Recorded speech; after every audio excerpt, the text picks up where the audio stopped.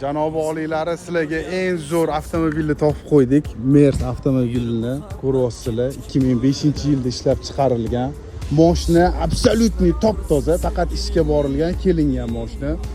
Mashinaning holatlari vobshim o'ta go'zal, qalbis kabi oppoq mashina.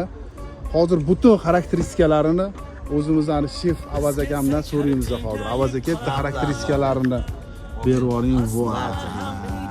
Gap yo'q lekin 211 272 motor hamma biladi. 3.5 atmosferli top-toza mashinamiz 96.000 probegda.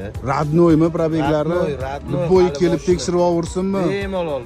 Xatovoy chastlarini ham ko'rishadi, teylari ham yengidek turibdi. Gap yo'q lekin borib hammaga nasib qilsin. O'g'il bolani orzusidagi mashina bo'ladi-ku, o'sha mashina bo'lgani uchun sizlarga obzor qilib ko'rsatib beryapmiz. Esdan chiqmasin, faqat mehnat qadriga e'tiboringlar iltimos. Like bosib, podpiska bo'lib qo'yishni unutib qo'ymanglar. Kimga qanaqa avtomobilingiz bo'lsa, Libboy payt murojaat qilsanglar, bemalol qo'yib beramiz. Mana qalbis kabi oppoq Mercedes avtomobilimizni bemalol kelib xarid qilishingiz mumkin. Mana o'zlarining nomerlari egalarini promoy